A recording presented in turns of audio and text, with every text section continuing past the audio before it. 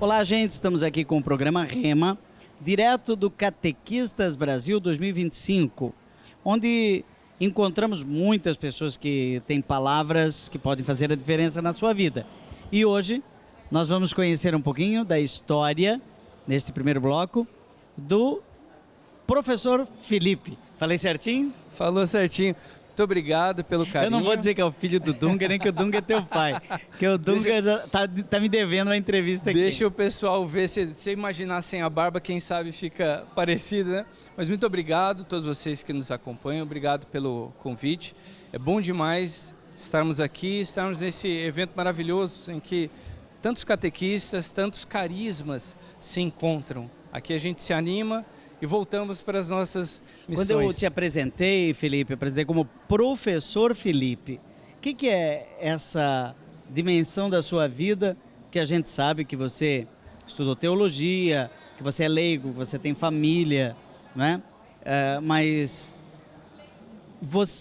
como você vê esse universo da educação, da sala de aula, da educação e também como aprofundamento de estudos?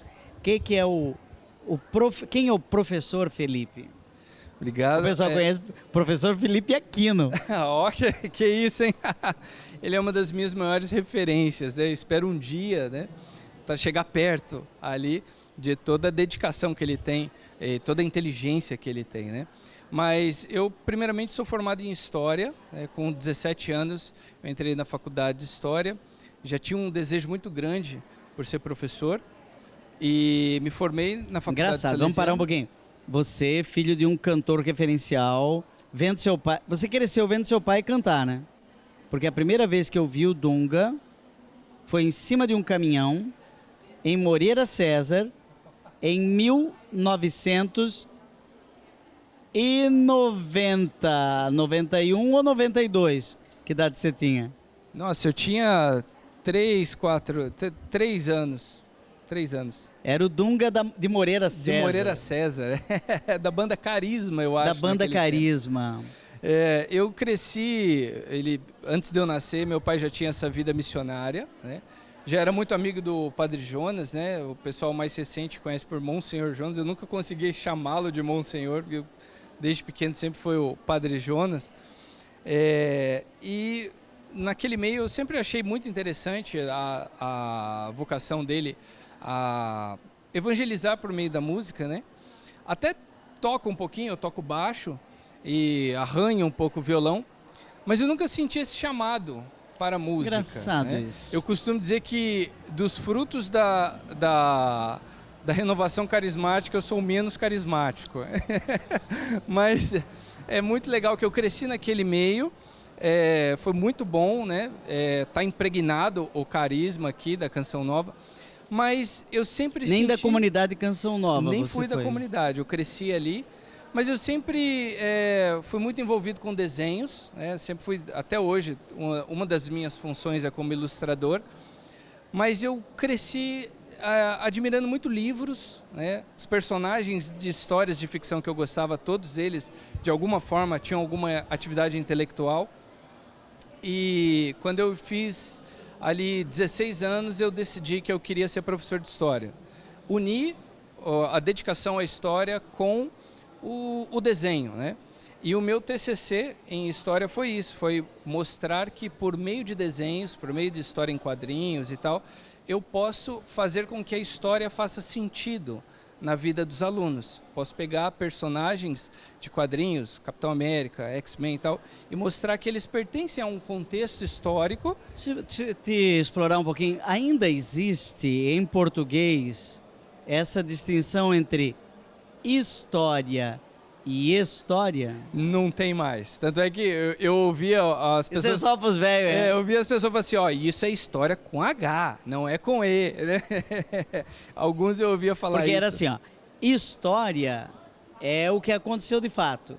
E história seria uma fábula. Isso é uma fábula, um conto de fadas, uma parábola. Alguma coisa assim, né? Mas, e aí eu me encontrei muito nessa área da educação. Por um bom tempo eu lecionei História, Geografia na Escola da Canção Nova, no Instituto Canção Nova, e História e Filosofia para o Ensino Médio na Escola Girassol em Guará. E a partir daí, tem uma matéria muito interessante em história que se chama historiografia, que é a forma como você vai narrar, vai olhar uma história, estudar uma história, um povo, uma civilização, e como você vai registrar isso. E me chamou muita atenção o ponto de vista do sagrado, porque se você for ver, toda civilização, o seu costume, a sua lei, ela parte do sagrado.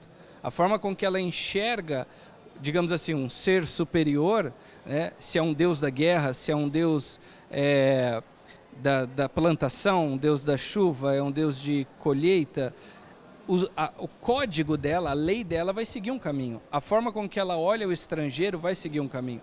Isso me chamou muita atenção e por isso Deus me chamou a ser, além de um professor, um missionário também. Ah, então a profissão se transformou em missão. A profissão se transformou em missão. Então isso acabou me levando para a teologia também. E eu fiquei apaixonado, porque a teologia, ela cruza muito bem isso. É a história da humanidade, mas com esse tempero de trabalho de equipe que Deus faz junto com a sua criação. Então eu fiquei apaixonado por isso e vi que Deus me convidava muito mais do que ensinar a história da humanidade, mas ensinar sobre a presença de Deus na história da humanidade. Outro dia eu vi um ateu dando uma entrevista, é um médico, muito conhecido, mas eu não vou dizer o nome. Ele dizia que, o entrevistador dizia, eu não entendo como um médico tão competente como o senhor é ateu, porque a medicina abre caminhos para a vida e tal, ele dava vários argumentos, né? Aí ele disse, sim, eu sou ateu porque eu não consigo crer, porque a fé é acreditar sem precisar de reflexão, raciocínio e comprovação racional. Eu pensei, acabou com a teologia. Se tem uma coisa que... Não conheceu Santo Tomás. Não mesmo. E muito interessante porque a igreja ela vai pegar essa filosofia que vem de civilizações pagãs, vai trazer para essa visão judaico-cristã e vai unir perfeitamente com a fé, com a história, entender essa organização do cosmos, essa organização da vida, dar um sentido para isso, mostrar que nós não viemos de algo aleatório, nós não somos consequência de algo imprevisto, né? Nós somos consequência de um intelecto, de uma ordem, de algo que começa a criar. Eu costumo dizer assim, se eu comprar todos os materiais de construção para uma casa e colocar tudo junto, a tinta, concreto, areia, pedra, o gesso, os móveis, explodir, não vai juntar uma casa. Eu preciso de um intelecto. Eu preciso de ordem. Por isso que é Intellectus Fidei, né? Que se fala inteligência da fé. Sim. O nosso fundador aqui, Padre Deon, que é o nosso patrono da Biblioteca do Coração, ele dizia que buscamos a civilização da inteligência e do coração. E eu diria também das mãos. Então junta a mente, o coração e as mãos, o que é de prático. Sim. Não é? E nessa busca sua de sintetizar teologia e história, não é? Como você vê nessa perspectiva da esperança, não é? A nossa busca pelo céu. Isso é uma pergunta extremamente constrangedora para você. Se prepare. Estamos aqui para isso. Né? Seu pai quer dizer, o meu lugar é o céu. Né? E de repente o filho dele me fala de história, de terra, do aqui, do agora e tal. Como é que você vê essa tensão, né? Entre a busca do céu, o meu lugar é o céu, mas depois você diz assim, mas aqui tem a história. Então entre a glória e a história. E para pegar mais uma palavra, a memória. A memória. Olha, tem essa música dele que virou um hino, né? O meu lugar é o céu, é lá hit. Que eu quero morar, né? Mas uma das músicas dele que eu mais gosto se chama Compaixão. E no refrão da música fala, vivo o céu, porém com os pés no chão. Ah, é verdade. Então eu acho que isso sintetiza bem como você falou, né? Essa busca, essa civilização da inteligência que pensa, que teoriza, do coração que sente, mas das mãos que fazem. né? Não adianta nada eu só pensar e não fazer. É a fé sem obras, né? Não adianta eu viver do coração, porque o coração ele pode se apaixonar por qualquer coisa, né? E não adianta eu só pensar que o meu ato pode fazer, porque senão eu estou anulando tudo que Cristo fez. Então, quando eu penso isso, viver o céu, porém com os pés do chão, eu vejo que eu almejo as coisas do alto. Eu almejo aquilo que não é qualificado, não é quantificado, aquilo que não tem peso, aquilo que não brilha, aquilo que se eu cavar eu não vou achar, mas para conquistar isso, começa aqui no chão. Como é que a minha alma... O Pai nosso, né? Sim. O Pai é nosso, está no céu. Está no céu. Mas o pão é nosso... Está aqui. E está aqui. Então nós não podemos desprezar... Quer dizer, nos dai hoje, não amanhã. Não amanhã. Nós não podemos desprezar o agora. É como quando nós lembramos da história da igreja, dos primeiros adversários, né, o gnosticismo, com tantas ramificações. Que tentação, hein? No qual nós teremos lá essa tensão entre a matéria e o espírito também. E por vezes nós vimos também, bem posterior, né, a heresia dos albigenses, né, do catarismo, que também vai opor espírito e matéria.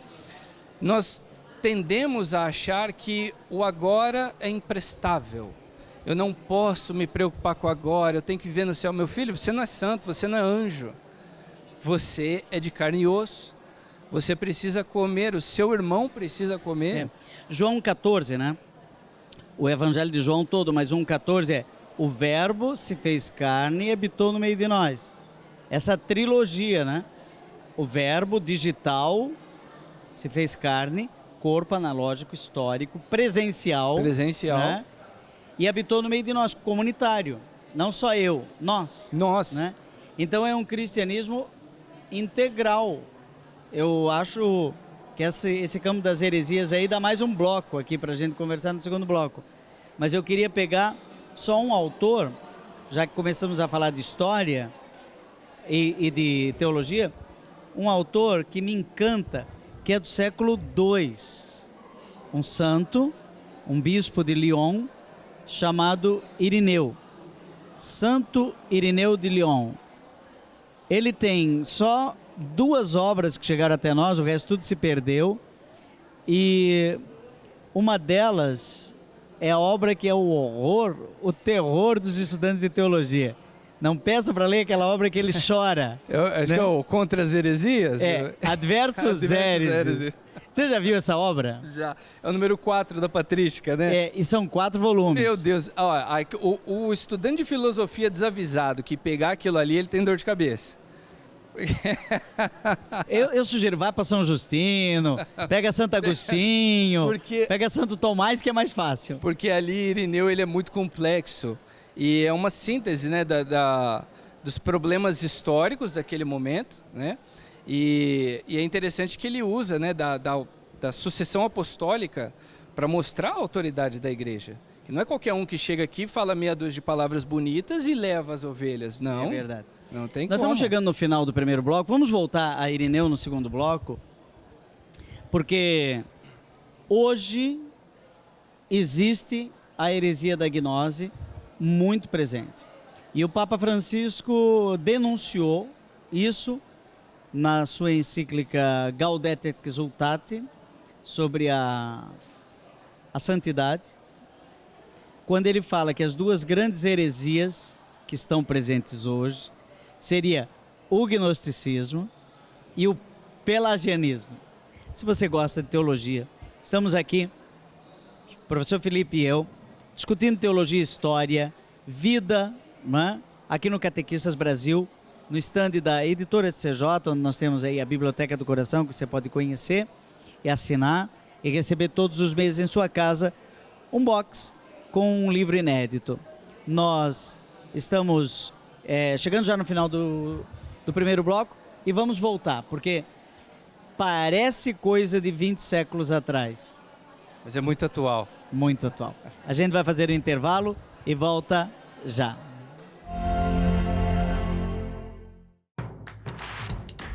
Não perca mais nenhum vídeo da TV Evangelizar. Inscreva-se agora. Olá, gente, estamos de volta com o programa Rema, com o professor Felipe aqui, segundo bloco. Falávamos, Felipe, de duas grandes heresias, o gnosticismo e o pelagianismo. Você dizia no bloco anterior que o seu pai tem uma música com paixão, fala como é que é? Vivo o céu, porém com os pés no chão. O meu lugar é o céu, mas agora eu estou aqui. Mas agora eu estou aqui, né? exatamente. Mas com os pés no chão. E o Pai Nosso disse, o Pai Nosso está no céu e o pão está aqui. Então a gente corre atrás, é o pão de hoje. Amanhã chegaremos lá. Somos peregrinos da esperança, né? Mas hoje nós estamos aqui. Depois nós vamos voltar a essa questão da esperança do futuro agora. Que vale a pena conversar sobre isso. Mas você estava falando sobre características do gnosticismo hoje. Que Santo Irineu, você falou, ele questionou lá atrás, né? No século I. Foi uma grande tentação para o cristianismo? Ela ainda existe hoje? Eu tenho plena certeza de que foi uma das coisas que mais abalou lá o segundo século, porque pensa, naquele tempo, quantas pessoas poderiam ter, né, alguns escritos que ainda aos poucos que a igreja foi definindo não tinha Bíblia, né? Bíblico, né? Não, as pessoas acham que a Bíblia desceu do céu. Maria não tinha o Novo Testamento na mão. Poxa, as referências bibliográficas eram poucas, né? Então, as pessoas nas quais você poderia tirar dúvidas eram poucas, né? Então, imagina quanto conhecimento, quantas cartas trocadas, infelizmente, não chegaram até nós, né? Então, as ovelhas do rebanho de Cristo ficavam muito reféns daquele que gritasse mais alto, daquele que tivesse a oratória mais doce. Então, eu vejo que ali foi um momento de tensão muito grande, onde... Paulo fala, né, de um tal de Apolo, sim, que era um pregador ungido, né? Não ficou nada dele. Não ficou nada. A gente não sabe o que ele Apolo pode disse. ser um cara genial, né? Mas não ficou nada. Um outro que foi um herege, Marcião. Sim. Né? Que ele confundia ventos de doutrina. De Alexandria, né? Um dos grandes polos de conhecimento, né? E ele foi alguém de destaque na igreja. Do arianismo. Do arianismo, o pai do arianismo, né?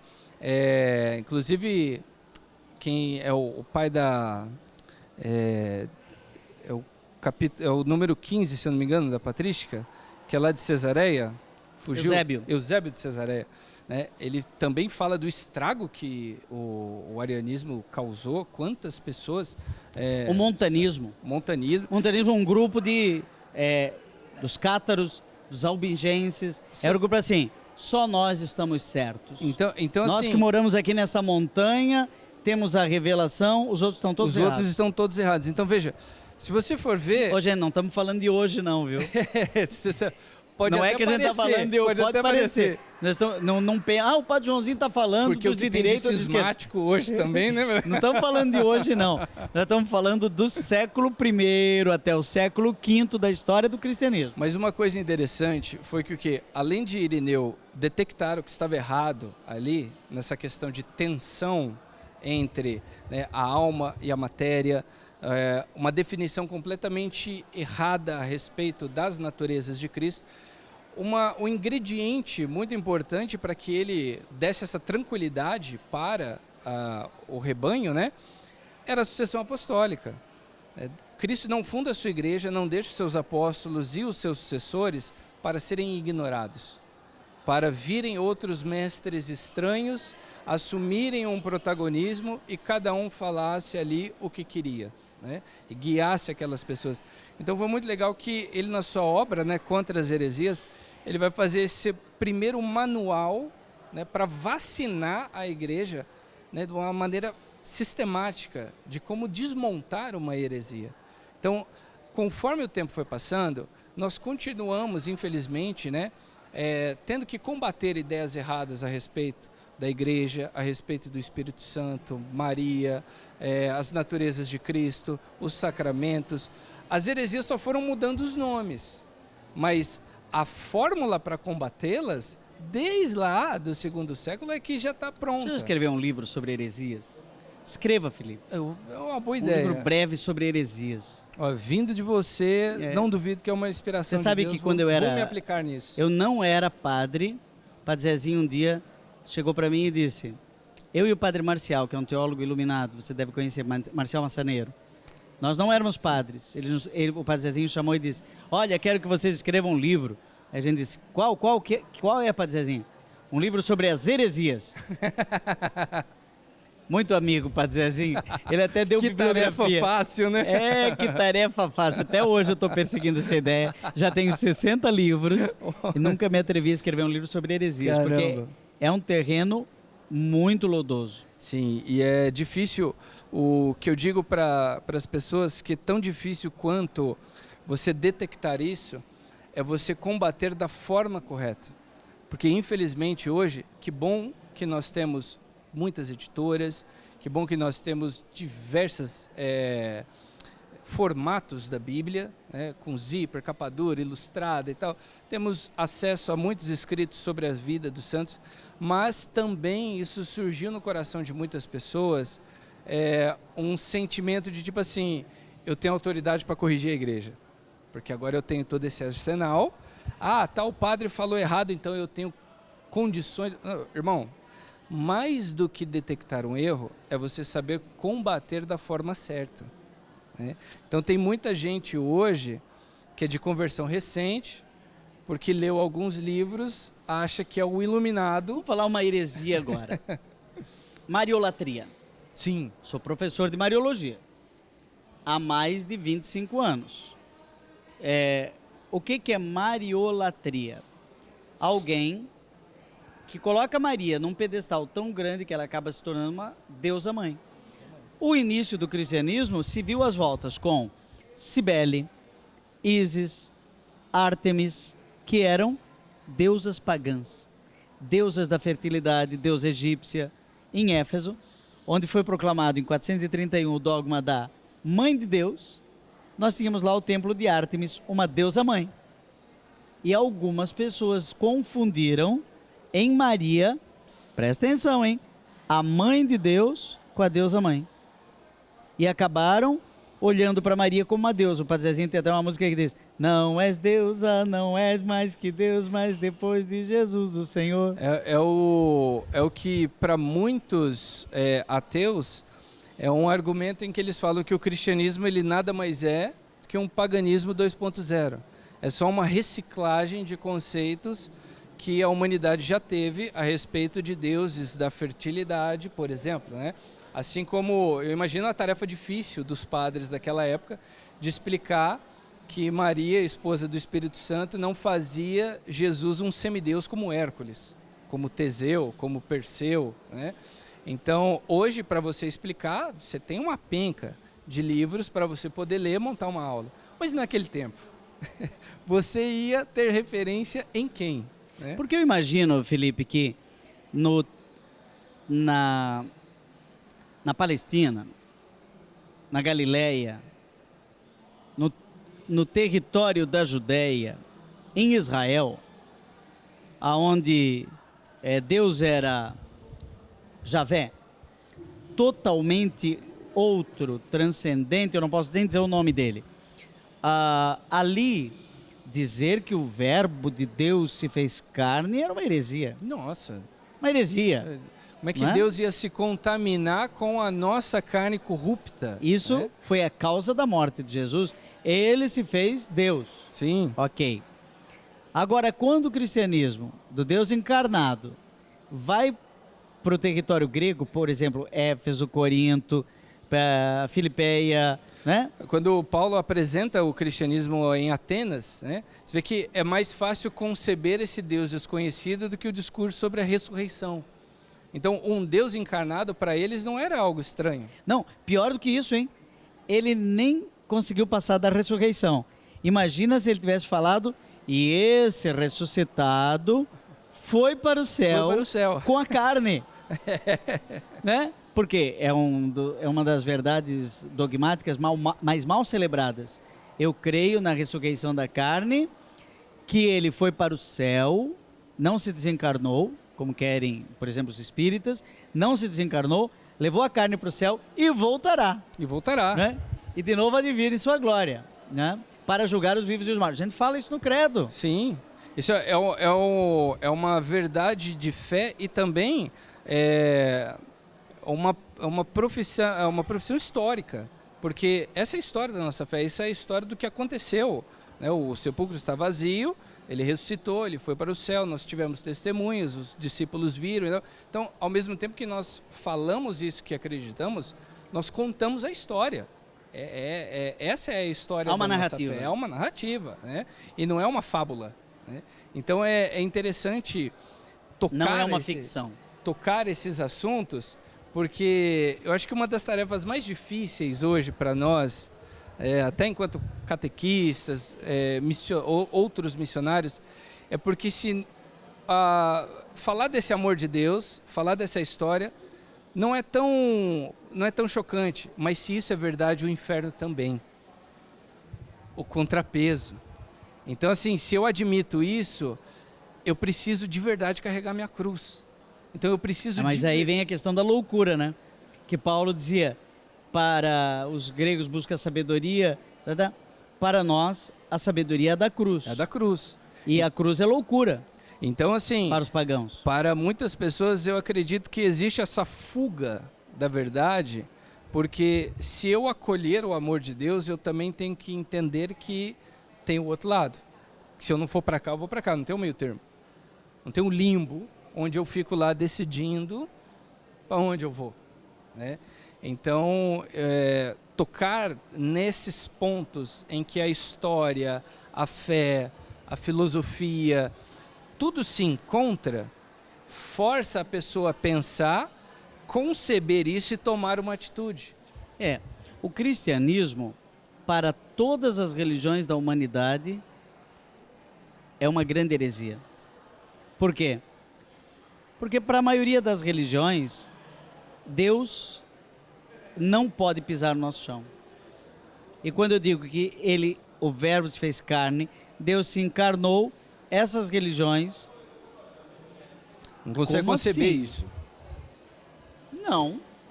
Não pode. E se a gente for mais profundo, né? Ele se encarnou, mas ele foi em tudo igual a nós, menos no pecado. Mas, peraí, como assim? Então ele é igual, ele não é igual? Ele é o quê? O que ele pegou? O que ele não...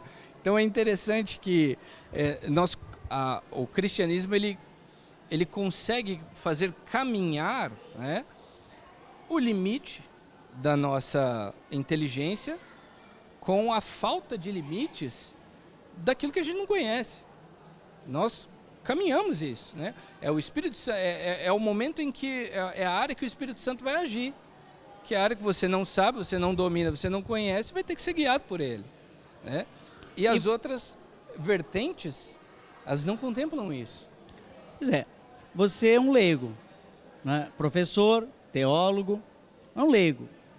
Precisa ir atrás do salário, do pão nosso de cada dia nos dá hoje. Né? Como é que é ser um teólogo leigo? Porque muita gente olha para teólogo e diz, então ele é padre? Sim.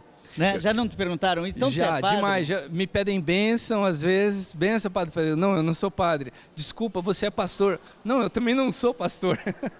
Então é legal que ficou incomum, né, para as pessoas o leigo que se dedica à teologia. Temos santos padres que eram leigos. Sim.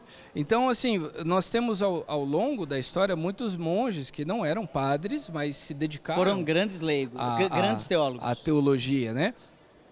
E isso na cabeça do homem moderno, né, é meio difícil de conceber.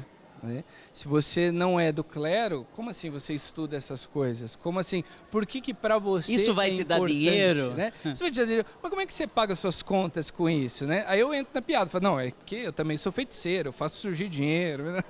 Não, mas é pior se você fosse músico, porque daí diz assim, não, o que você é? Eu sou músico. Não, é profissão. Mas profissão, né?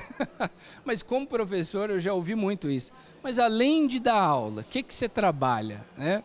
Então, é muito interessante, porque isso realmente na cabeça das pessoas, essa vida missionária, né, as pessoas têm um estereótipo de que o missionário, ou ele é um padre, que o tempo todo ele está vestido de preto, ou ele se for leigo, é um cara barbudo, gigantesco, que anda com um cajado na mão, um cobertor coberto ali e fica andando. Como é que você come? Ah, eu peço para Deus, chove pão, né? Como é que você se protege da chuva? Eu rezo, para de chover, só naquele espacinho que eu estou, né? Então, na cabeça das pessoas, infelizmente, hoje ainda, mora muito mais pinturas, caricaturas, do que é um missionário, do que é uma vida na igreja, do que, de fato, a realidade. Então, eu acho que uma dos meus maiores desafios, né, é mostrar para as pessoas que o leigo ele pode ter uma vida normal, né? Eu sou normal, né? Até que um psicólogo ou um terapeuta aí me diga o contrário, ó, você não é normal, toma esse remédio. Mas até então eu sou um cara normal, que trabalha, que leva a filha na escola, que tem os compromissos, que cuida das coisas de casa, mas eu tenho como prioridade as coisas de Deus. Uma coisa que eu aprendi muito com meu pai, além das músicas, né, foi que ele sempre falou para mim, filho, cuide das coisas de Deus, porque quando você cuida das coisas de Deus, Ele cuida das suas. Ele não te desampara. Você sabe que o Padre Zezinho tem uma música assim? O meu senhor e eu temos um caso especial. Eu cuido das coisas do meu senhor, o meu senhor cuida de mim, eu cuido das coisas do meu senhor. É bem isso daí, eu acho que ele é bem isso aí. Então, assim, hoje eu vivo uma experiência maravilhosa de incentivar outros leigos, né, a se dedicarem às coisas de Deus. Eu falo para eles, não significa que você vai ter que ser um monge, não significa que você vai ter que ficar na igreja 24 horas por dia, mas tem aquele momento do seu dia, você abre a palavra de Deus, faça uma boa leitura, reze, né, sempre que possível, participe da Santa Missa, faça um bom exame de consciência. Isso, né, te abre uma possibilidade de conversa com Deus maravilhosa. Que quando você vai passando o tempo, você vai vendo como que você cresceu na fé e na ciência, né? Tem um projeto que eu comecei, chama Café Bolinho em Teologia, né, que é uma forma de introduzir o leigo nesse universo da teologia. Trocando em miúdos, né? Isso, porque ele percebe que é algo bom para ele. Se as pessoas soubessem o quanto a teologia faz bem para a alma, quanto isso nos aproxima de Deus, o quanto uma vez, isso... num grupo de oração, a pessoa fala, renuncia ao espiritismo, renuncia a isso, renuncia aquilo, renuncia ao demônio, renuncia à teologia. Eu falo, peraí. Renuncia à teologia. Isso não, irmão, isso não. Isso você tem que dizer sim. Renuncia à teologia. Gente, estamos aqui nessa conversa maravilhosa com Felipe, professor de história, teólogo de primeira grandeza, e nós vamos fazer um breve intervalo. Voltamos no terceiro bloco para falar um pouquinho mais sobre história. Fique com a gente.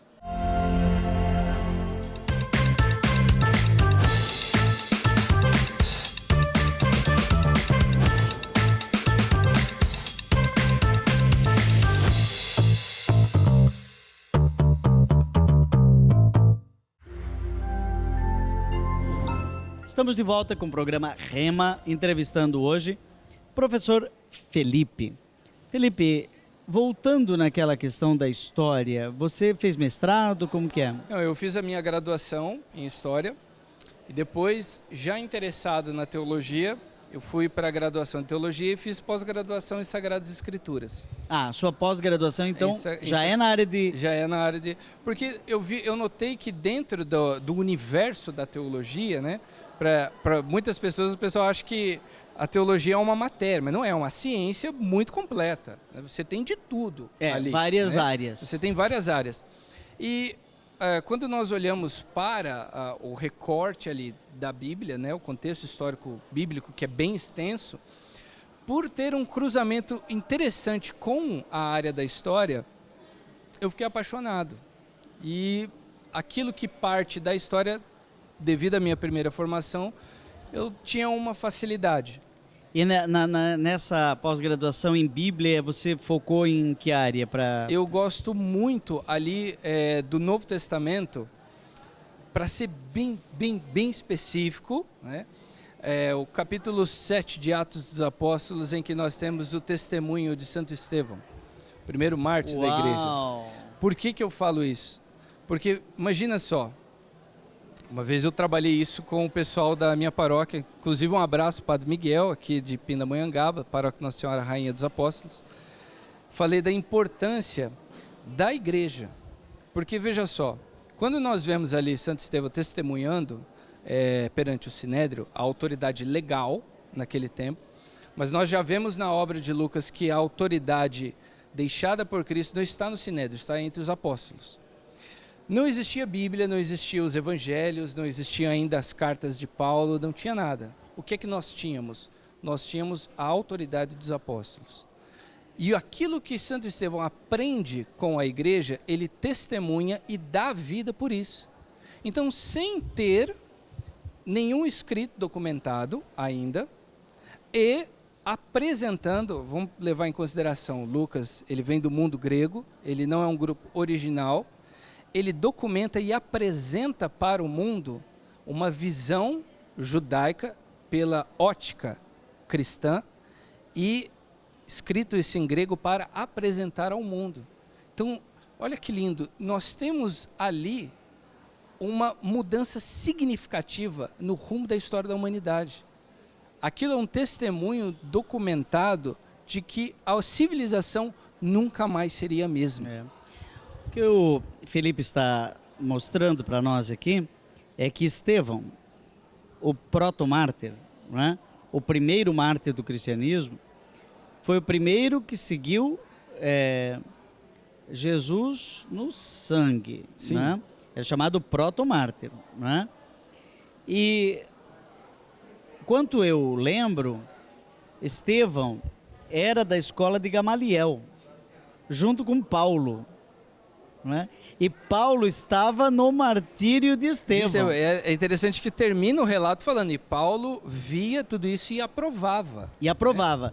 Depositaram suas vestes aos pés de um jovem chamado Saulo, ainda, né? Sim. E era Paulo? Era Paulo. E meu professor de Paulo, em Roma, padre diocesano, de uma espiritualidade paulina, profunda, ele dizia o seguinte,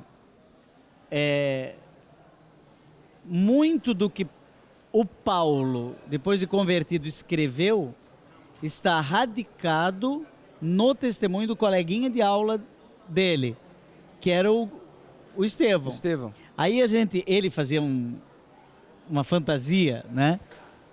Passava aulas dizendo, vamos imaginar uma aula de Gamaliel.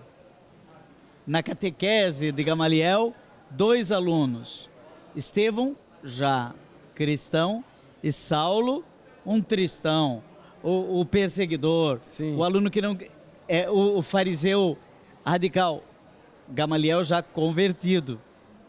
E a disputa entre os dois, até que Estevão, por causa disso, por dar glórias a Deus, viu o céu aberto, né? Sim. E eu acho interessante que quando Paulo fala do seu espinho na carne, uma das coisas que eu sempre fico pensando é imaginar que por muitos lugares em que Paulo andou, provavelmente Estevão esteve, porque fala da grandiosidade dele. Ele, dos diáconos, dos primeiros ordenados ali, nós vemos que ele ganha o destaque e mostra como ele era bom na oratória, como muitos tentavam inteligente ganhar dele, né, em disputas ali, em conversas, mas ninguém conseguia, até que o jeito era mandar matar, né? E eu imagino ele em muitos lugares em que Estevão passou, plantou a semente do evangelho, ele vai regar, mas sempre consciente de que, tipo, o meu irmão em Cristo foi o primeiro que deu a vida e naquele momento eu estava feliz em vê-lo morrer. E hoje, né, eu estou disposto a dar a vida, mas ainda com aquela dor na consciência de ter sangue nas mãos. Vou te apresentar um objeto de pesquisa. Atos 9, depois, o caminho de Damasco, quando Paulo cai no caminho de Damasco, aliás tem 9, tem outro capítulo, é o único texto que tem 2 narrativas iguais em Atos dos Apóstolos, com alguns detalhes a mais, é a queda de Paulo no caminho de Damasco. Quando ele cai, ele ouve uma voz que diz, Saulo, Saulo, por que me persegues? Meu professor de teologia, que já está no céu, de saudosa memória, Padre José Knobe, dizia que nesta frase está o embrião, a intuição de todo o pensamento paulino e de toda a elaboração teológica do cristianismo que chegou até nós. Ou seja, que ser cristão é ser um outro Cristo, não só ser um seguidor, um imitador, mas ser porque me persegues, não porque estás perseguindo os meus discípulos. É porque a partir do momento que a pessoa abandonou a fé, ela deixou de ser perseguida. Né? Se você for ver isso, então eu estou perseguindo o Cristo que mora no outro. Né? Exatamente. E aí o batismo já não é mais só uma ablução, uma purificação ritual. O batismo é incorporação a Cristo, é poder dizer, como tem em Gálatas 2:20, Paulo vai dizer depois, eu vivo, mas não sou eu que vivo, é Cristo que vive em mim. E aí o meu professor, voltando ao meu professor lá, ele dizia assim, essa intuição genial de Paulo, Estevão já teve. Então, daria para pegar o núcleo do pensamento de Estevão, né, e perceber que ele está clonado no núcleo do pensamento de Paulo. Ou seja, tudo o que Paulo desenvolveu foi o que ele certamente foi contra na sala de aula. Lá atrás ele dizia, não concordo, porque não é possível, nem Cristo, nem o cristão, e nada disso. De repente, ele ouve, por que me persegues? Você perseguiu um cristão chamado Estevão. Ele pensa assim, ele estava certo esse tempo todo, né? Estevão estava certo. Por isso que eu fiquei tão curioso, e hoje de trabalho, de missão, isso também se tornou a minha maior diversão, porque para mim hoje folhear, ler, estudar a Bíblia não é mais uma questão só de missão, é uma questão de prazer.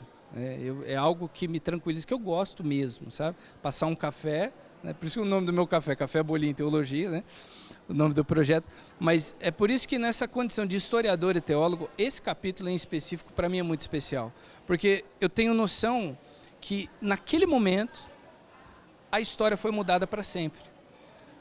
A nossa civilização, ela poderia ter sido qualquer outra coisa, mas esse testemunho de Estevão foi como um trem que está indo e alguém mexe, né, a alavanca e muda o trilho. Nós não sabemos o que seria o mundo se outra coisa tivesse acontecido. O que nós sabemos é que aquele testemunho é uma prova viva de que a história foi mudada por completa. E nós somos frutos disso. Então é muito bonito ver como que a teologia, a visão judaico-cristã, a ação de Deus com o seu povo está impregnada na história. Isso aí me preocupa, porque o nosso fundador, o Deon, quando você ouve aqui a Associação Deoniana, os deonianos que usam essa cruz e tal, é porque nós temos um padre chamado Leon Deon.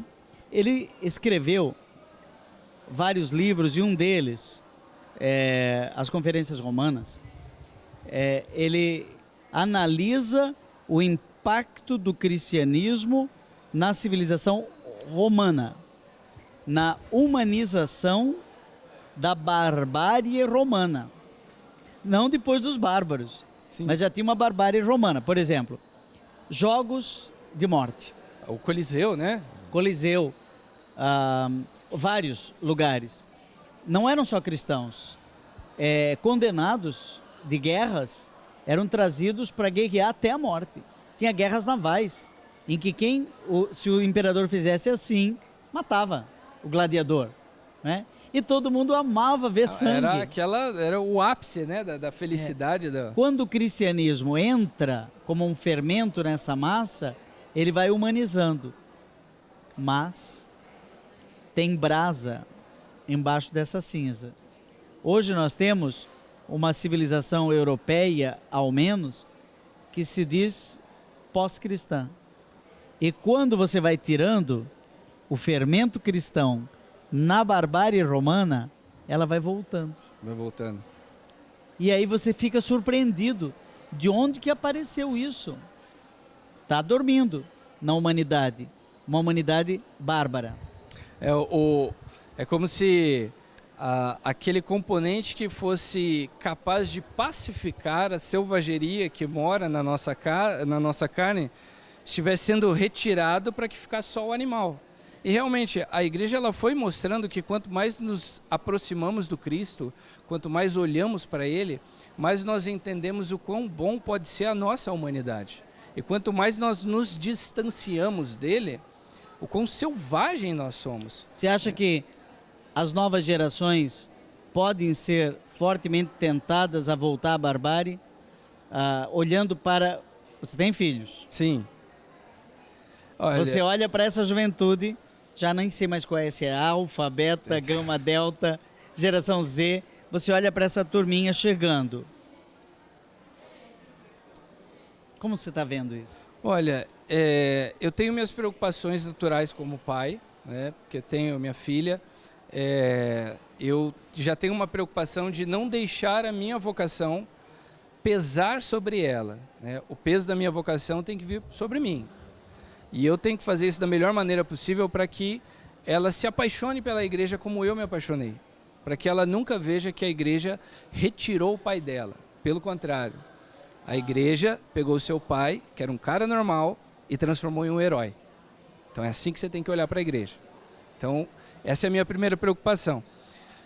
Agora, eu vejo sim que nós, infelizmente, temos uma civilização que está endeusando aquilo que é animal. Veja quantas... Eu não quero fazer uma crítica sim, negativa a pessoas, não. Mas veja como hoje é muito mais fácil conceber a ideia do aborto, mas você tem pessoas cuidando de cachorrinhos como se fossem crianças. Você vê como nós temos ícones pagãos voltando a festivais e as pessoas com alegria louvando isso e se esquecendo de cada jesuíta que deu a sua vida para construir o nosso continente. Outro dia uma pessoa me disse assim, minha avó teve 13, minha mãe teve 3, eu tive 1, meus filhos querem um cachorrinho. O cachorrinho não vai ter gente. Não vai ter gente. Ou seja, é que o mundo acabou. Como é que é? É o fim do mundo. É o fim do mundo, né? Então, assim, eu tenho essa preocupação, sim, dessa idolatria pelo animalesco, né? Essa inversão de valores, da gente perder a capacidade de enxergar o outro como filho de Deus e enxergar como um amontoado de células e tentar suprir a nossa necessidade dando aquilo que é para ser de Deus, entregando para o mundo. E o mundo vai preencher conforme ele quer. E aí aquele bárbaro, aquele violento, aquele sanguinário que está enterrado lá, ali, você está trazendo de volta. Ele acorda e você olha e diz assim, de onde surgiu? De onde surgiu. Isso, né? Surgiu de uma geração sem Deus. Exatamente. Então o cristianismo tem que voltar, Nós temos que fazer esse trabalho de voltar às raízes, de estudar a igreja, de voltar às catacumbas. Voltar às catacumbas, de ver a vida dos mártires, porque nós temos que pedir incessantemente a Deus esse amor, porque aquilo que Ele nos entregou, eu gosto muito de uma frase que, esqueci qual professor que falou, Deus não nos entregou uma Bíblia, Ele nos entregou uma igreja, e a igreja produziu a Bíblia. Então quando nós voltamos a isso, entendemos que Ele criou o seu povo, esse povo amadureceu, ele está com o seu povo, nós temos que ter ciência disso. Esse é o pilar que tem que girar a nossa identidade, para que assim o bárbaro continue enterrado e o Cristo que vive em nós esteja caminhando. Ressuscitado. Obrigado, Felipe. Estivemos aqui com o programa Rema, neste diálogo muito gostoso aqui no Catequistas Brasil, e vamos voltar ainda em alguns programas transmitidos direto daqui. Você agora fica com a experiência de Deus com o Padre Reginaldo Manzotti.